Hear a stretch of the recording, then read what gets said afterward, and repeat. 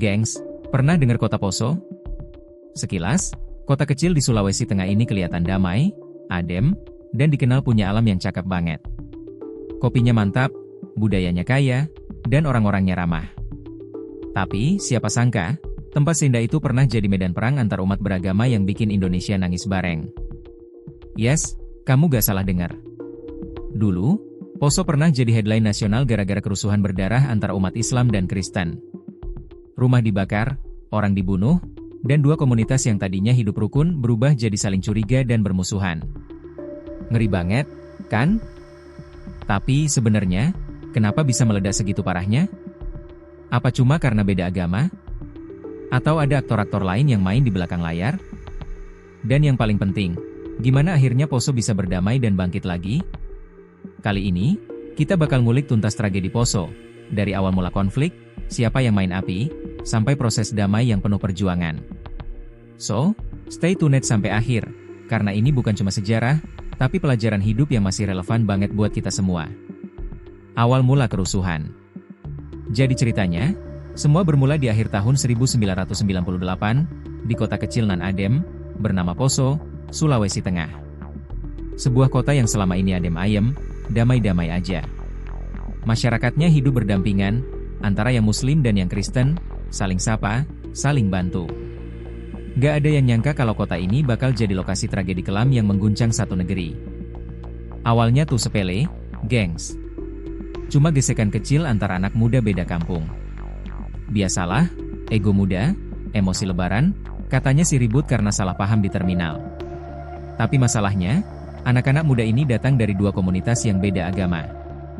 Dan disitulah api kecil mulai menyulut bara yang lebih besar. Ribut-ribut itu semestinya bisa langsung selesai, kalau gak ada yang ikut-ikutan, ngegas. Tapi sayangnya, justru sebaliknya. Bukannya adem, malah makin panas. Mulai muncul isu-isu sensitif yang dibumbui agama. Orang-orang mulai termakan hoaks. Isu-isu kayak, umat kami diserang, atau, gereja dibakar, nyebar kayak virus, padahal belum tentu benar. Media sosial belum booming waktu itu, tapi mulut ke mulut bisa lebih tajam dari keyboard netizen. Balas dendam mulai jalan. Ada yang nyerang rumah ibadah, ada yang sweeping jalanan. Orang-orang biasa yang dulunya tetangga, tiba-tiba jadi musuh. Dan boom, perang komunal pun meledak. Bukan lagi soal anak muda berantem. Ini udah jadi konflik antar komunitas besar, antar umat beragama. Rumah dibakar, desa dikosongin, warga ngungsi, dan Poso berubah jadi kota mencekam. Yang bikin makin ngeri, ada pihak-pihak misterius yang kayaknya sengaja nyiram bensin ke api. Ada yang ngedrop senjata, ada kelompok bersenjata dari luar daerah yang tiba-tiba muncul, dan kekerasan pun makin brutal. Pokoknya chaos abis. Kekerasan makin parah. Gengs, kita masuk ke masa paling kelam dalam sejarah Poso, yakni antara tahun 2000 sampai 2001. Bayangin aja, sebuah kota kecil yang dulunya damai, tiba-tiba berubah jadi kayak zona perang. Bukan lagi sekadar kerusuhan, tapi beneran perang. Perang yang bukan antar negara, tapi antar tetangga. Antar saudara satu bangsa, satu tanah air. Rumah-rumah habis dibakar, bukan cuma satu dua, tapi ratusan. Api yang menyala bukan cuma membakar bangunan, tapi juga harapan dan masa depan ribuan orang. Bayangin, rumah-rumah yang seharusnya jadi tempat berlindung, tempat berkumpul keluarga, malah berubah jadi abu. Kayak nggak ada lagi yang bisa diselamatkan, semuanya hancur, lenyap dalam sekejap. Bukan cuma rumah yang terbakar, tapi juga kepercayaan yang mulai pudar. Tempat ibadah, yang selama ini jadi simbol kedamaian, masjid dan gereja, banyak yang dihancurkan. Padahal, tempat-tempat itu seharusnya jadi tempat suci, tempat orang berdoa dan mencari ketenangan. Tapi malah jadi sasaran kemarahan yang nggak terkendali. Bayangin gimana rasanya, ketika tempat yang biasa kita anggap aman, tempat kita cari kedamaian, malah diserang dan dihancurkan. Masjid yang selama ini jadi tempat umat Islam berkumpul untuk beribadah, dihancurkan dengan kebencian yang gak punya alasan jelas. Gereja yang jadi tempat umat Kristen berdoa, dihancurkan dengan penuh kebrutalan.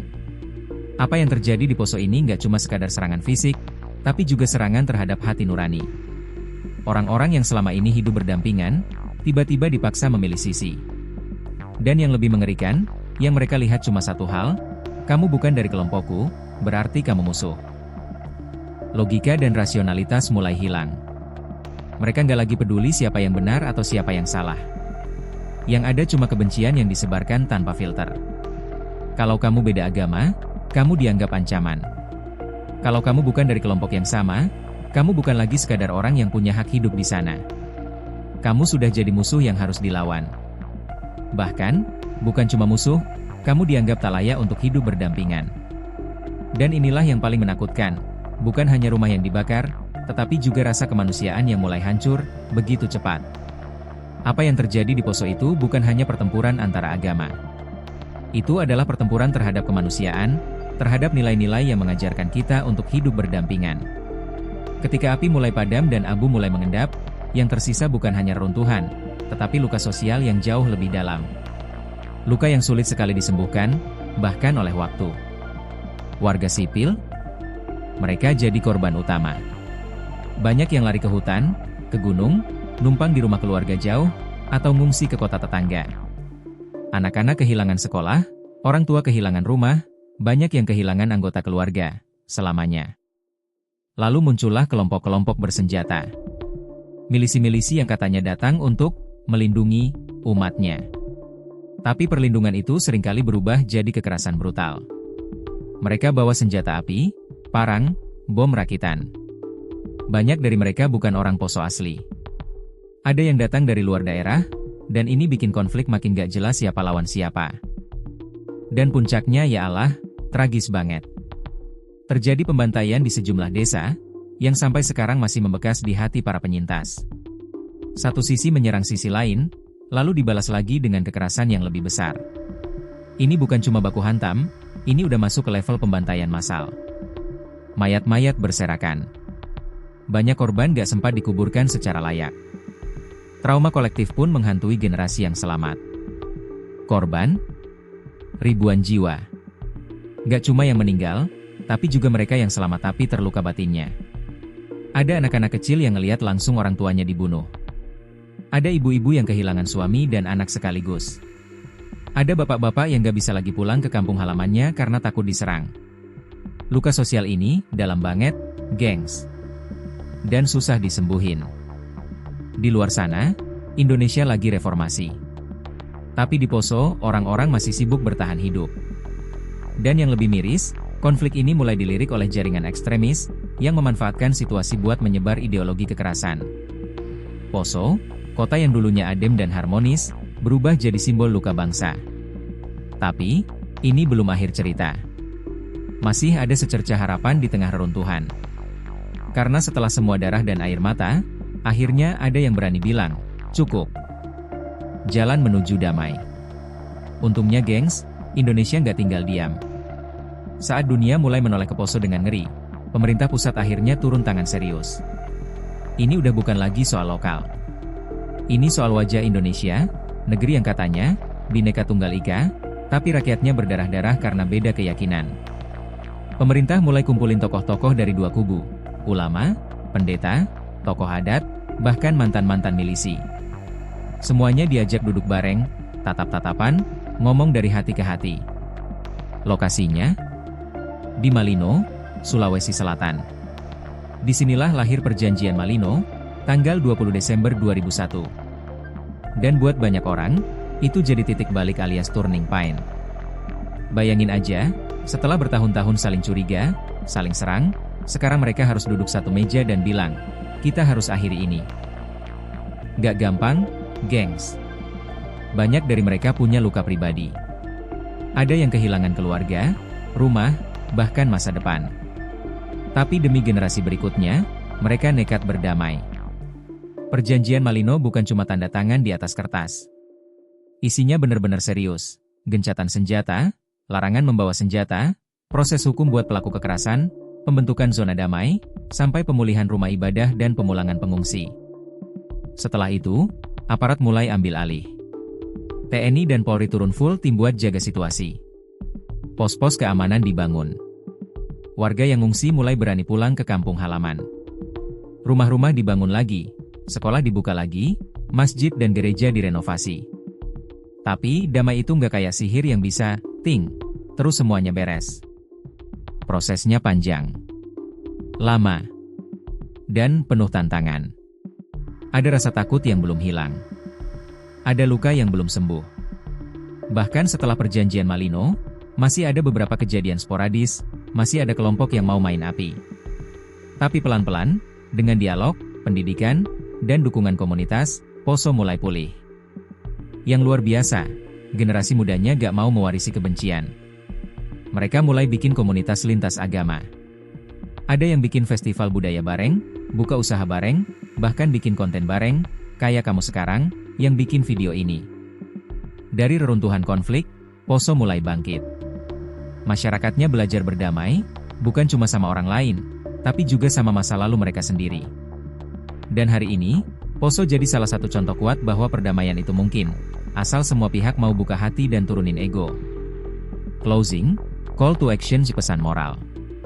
Nah gengs, itulah sekelumit, atau bahkan segelintir aja, dari tragedi kelam yang pernah bikin Indonesia berdarah, konflik Poso.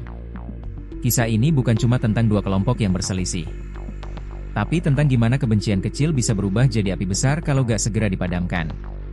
Tentang gimana kata-kata bisa lebih tajam dari senjata, kalau dipakai buat memecah, bukan menyatukan.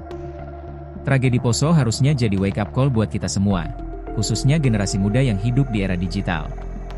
Hari ini, kita gak lagi berperang pakai senjata, tapi kadang kita tetap berperang lewat komen jahat, hoaks, dan konten-konten provokatif yang nyebar tiap hari di timeline. Jangan sampai kita jadi generasi yang ngulang luka masa lalu cuma karena jempol yang gak mikir. Beda agama? Biasa. Beda suku? Wajar. Beda pendapat? Justru itu warna. Yang gak wajar itu kalau kita jadikan perbedaan sebagai alasan buat saling benci. Ingat, kita semua tinggal di tanah yang sama, ngibarin bendera yang sama, dan punya tanggung jawab yang sama. Jaga Indonesia biar tetap utuh dan damai. Damai itu keren. Toleransi itu tren. Ribut karena hal sepele, itu norak dan outdated. So, yuk mulai dari yang kecil. Dari diri sendiri. Dari circle kita. Dari cara kita ngobrol, bercanda, nge-share, dan bikin konten. Karena setiap kata dan aksi kita hari ini bisa jadi penyelamat masa depan. Dan kalau kamu suka konten sejarah kayak gini, jangan lupa klik like, drop komentar kamu, dan share ke teman-teman kamu yang masih suka debat gak penting di kolom komentar. Subscribe juga dong, biar kamu gak ketinggalan kisah-kisah sejarah lainnya yang gak kalah epik dan penuh pelajaran hidup. Gue pamit dulu, gengs. Sampai ketemu di video selanjutnya. Ingat, belajar sejarah bukan buat buka luka, tapi buat nutup kemungkinan terulangnya. PAC out, jaga hati, jaga negeri.